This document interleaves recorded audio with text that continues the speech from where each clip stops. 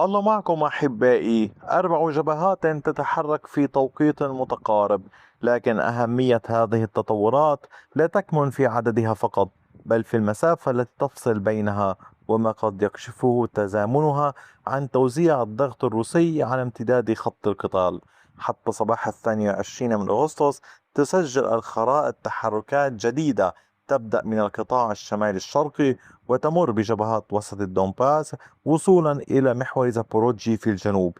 لا نتحدث هنا عن معركة واحدة أو اتجاه ميداني منفصل، بل عن نشاط موزع بين القتال داخل المناطق الحضرية أي المناطق السكنية، والضغط على المحاور المحيطة بالمدن، والتقدم داخل مساحات مفتوحة. بمعنى آخر، نتحدث عن نقاط اشتباك مختلفة بالطبيعة، بالخطة، بالتكتيك، وبالأسلحة التي يجب استخدامها في كل منها. السؤال الأهم حين تشاهدون الفيديو: هل تمثل هذه التحركات تقدما تكتيكيا محدودا في نقاط متفرقة، أم تقدم متواصل يتراكم يعكس محاولة لإبقاء القوات الأوكرانية تحت الضغط على عدة جبهات في الوقت نفسه، ويمنعها من تركيز احتياطاتها في محور واحد؟ خلال هذا الفيديو سنتحدث حول كافة التفاصيل. تأكدوا حين تشاهدونه بشكل كامل من مشاركته، ولمن يرغب بالحصول على تنبيهات لمشاهدة الفيديو مباشرة تفعلوا زر الجرس الموجود في قناة اليوتيوب، أو انضموا إلى قناة التليجرام التي سأضع رابطها في أول تعليق حتى يصلكم فورا حين أنشر أي فيديو، فتدخلون وتتمكنون من مشاهدته فورا. سنبدأ من جبهة مدينة كوبيانسك. استطاعت الوحدات الروسية مواصلة تقدمها التي أحرزته منذ أيام، وواصلت مع ساعات صباح اليوم توسيع السيطرة حتى شملت مبانٍ إضافية عند كامل هذه المنطقة باللون الزهري كما تظهر أمامكم. هذا التقدم الروسي كان بعمق 310 أمتار وبعرض 310 أمتار. الوحدات الروسية سيطرت على مجموعة من المنازل في هذه المنطقة وعلى مجموعة من المستودعات في هذه المنطقة. العمليات متواصلة. الأوكران والتمركز في هذه المدن يجعل الأمر صعبا جدا، حيث كما تلاحظون هناك في هذا الاتجاه أبنية يمكن قول ضخمة في هذه المنطقة، وأبنية قوية ومحصنة في هذا الاتجاه تتمركز بها القوات الأوكرانية في هاتين البقعتين لمنع الجيش الروسي من نقل المعركة في الشطر الغربي من القسم الشمالي إلى القسم الجنوبي. كما تلاحظون هذا هو كامل القسم الغربي من جزء من كوبيانسك. القوات الروسية وصلت إلى نصفه الشمالي وتعمل على الدخول إلى النصف الجنوبي، وهذا التمركز الأوكراني في كامل خط الجبهة هنا يحاولون منع الجيش الروسي من إحراز أي اختراق. لذلك يجب مراقبة إن كانت الوحدات الروسية ستتحرك على طول المنازل الموجودة هنا والشوارع الموجودة هنا في محاولة لتجاوز وتخطي تمركز القوات الأوكرانية في المنطقة هنا. لكن أعود وأقول لحضرتكم، تمركز القوات الأوكرانية في هذه المباني الضخمة يساعدها في رصد أي تحركات روسية على طول هذه المنازل. لذلك يجب مراقبة كيف سيتصرف الجيش الروسي وكيف يغير من تكتيكاته أو خطته للتعامل مع هذا الانتشار الأوكراني.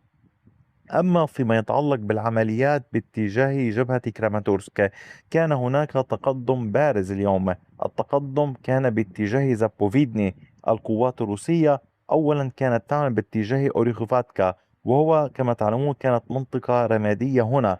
الجيش الروسي فرض سيطرته على هذه المساحة باللون الزهري. عمق التقدم للوحدات الروسية بلغ كيلومتر ونصف بامتداد 1.72 كيلومترا. اللافت أن الجيش الروسي بعد أن كان قد ركز عملياته باتجاه أوريخوفاتكا هو يواصلها حتى اللحظة، ولكن تحركت القوات الروسية أيضا باتجاه جديد وهي باتجاه زابوفيدني. تعمل القوات الروسية على القيام بعمليات اقتحام وتجاوز التحصينات الأوكرانية الموجودة هنا، هذه الخنادق المضادة للدبابات على طول هذا الخط. القوات الروسية تحاول الدخول من ثغرة معينة وتحاول العمل للدخول باتجاه زابوفيدني. طبعا هناك أمر لافت وبعض قد يسأل: ما أهميته؟ كما تلاحظون الحركة في هذا الاتجاه تخدم مسار القوات الروسية أيضا بشكل إضافي نحو كراماتورسك. يعني لاحظوا الصورة الكبيرة، الجيش الروسي اليوم يتحرك من اتجاهات كثيرة نحو مدينة كراماتورسك، سأذكرها تباعا: أولا من محور فيدوريفكا، ثانيا فاسيوتنسكي، ثالثا بيرشويفكا، ورابعا زابوفيدني. هذه عمليات متواصلة وكثيرة وتضغط على التشكيلات الأوكرانية. أيضا وجود القوات الروسية في هذه المنطقة يعني بات الروس يبعدون نحو 7 كيلومترات ونصف عن مدينة سلافيانسك، وهذا بدوره يضع القوات الأوكرانية في سلافيانسك أمام ضغط كبير ومباشر. نحن هنا نتحدث عن أمر هام وسأوضح الفرق الآن. هنا يوجد قناة مائية. الروس حين يعملون باتجاه ميكوريفكا يعملون باتجاه شرقي القناة، ولكن العمل في هذه المنطقة يعني العمل في غربي القناة، أي مباشرة برا نحو سلافيانسك، دون أن يكون هناك أي عوائق تضاريس مائية موجودة هنا، وهذا أمر هام جدا للغاية. أمر آخر إضافي لزيادة معلوماتكم ومعرفتكم: القوات الروسية كما قلت لكم في الفيديو الذي نشرته بالأمس، مجموعات الاستطلاع تعمل بشكل كبير ومكثف. وحدات الجيش الروسي تمكنت من الاختراق باتجاه المنطقة هنا عدة مرات وتحولت لمنطقة رمادية. لم يسيطروا حتى اللحظة، ولكن عمليات الاختراق هذه ينظر إليها بأهمية عالية. هل سيواصلها الجيش الروسي وتترافق مع سيطرة، أم ستمنعها وتردعها القوات الأوكرانية؟ وهذه إحدى الأمور التي يجب مراقبتها. إضافة لذلك العمليات في المنطقة مستمرة وبجبهة قريبة نحو درشكيفكا تحديدا من شزيفيار.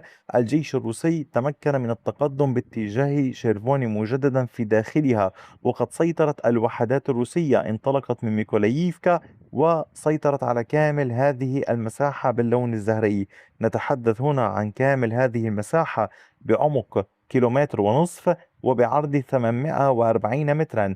القوات الروسية تنشط بقوة في هذا الاتجاه، والضغط يعني هو كله لمحاولة السيطرة على شيرفوني وبوديلسكي. والمسافة تضيق كما تلاحظون يعني طوال الوقت بين هذه الجيوب المنتشرة هنا، والمساحة ككل تضيق في مع تقدمات الوحدات الروسية بهذا الاتجاه.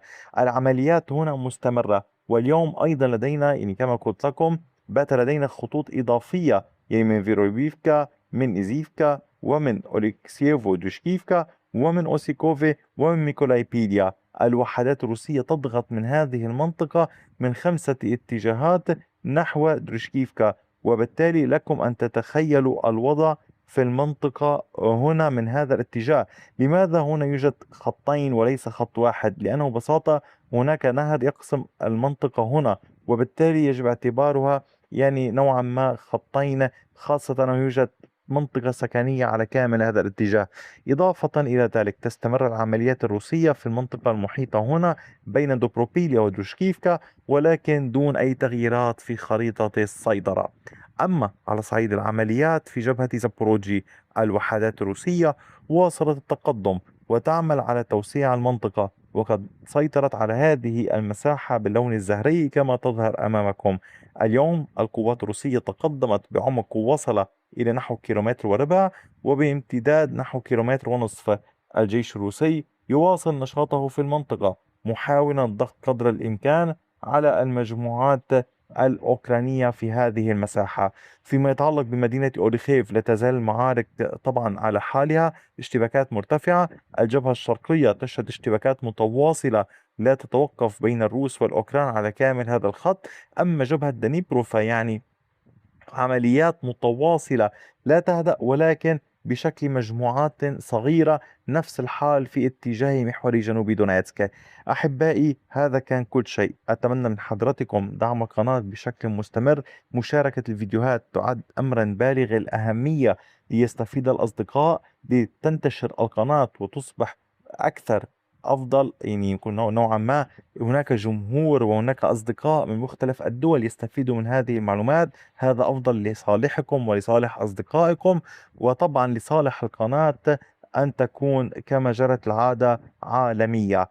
أحبائي، شكرا لكم دوما على كامل وقتكم الثمين، وإلى اللقاء بفيديو آخر.